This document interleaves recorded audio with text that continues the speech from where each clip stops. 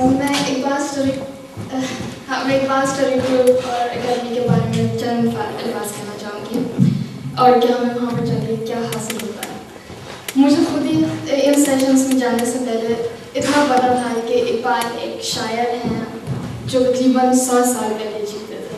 تو پھر مجھے کیا حاصل ہوئے گا ان کے بارے میں سیکھ کے, ان کی زندگی کے بارے میں سیکھ کے. یہ میں سوال پوچھتی تھی کہ مجھے کیا ہوگا. لیکن تو پھر سوال یہ پیدا ہوتا ہے کہ ہم جب بھی فنکشن میں ہوئے تو پھر ہمیشہ انہیں کا نام کیوں لیا جاتا ہے, ہمیشہ انہیں کی مثال کیوں دی جاتی ہے شاعری میں نا. تو پھر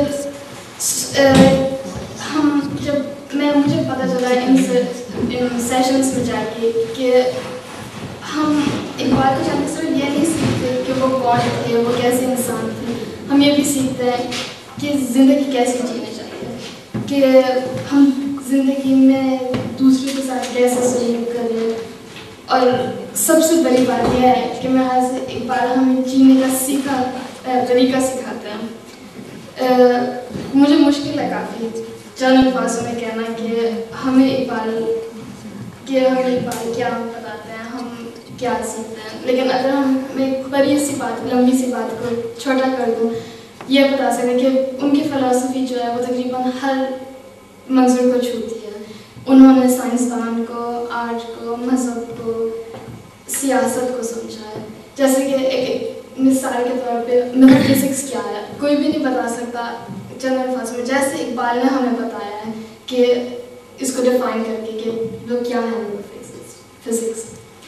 تو اقبال کو جان کے ہم صرف یہ نہیں جانتے کہ وہ کون تھے, وہ کون سے انسان تھے, لیکن ہم اپنے آپ کو جانتے ہیں, ہم اپنی حیثیت جانتے ہیں اس دنیا میں, اس پوری یونیورس میں.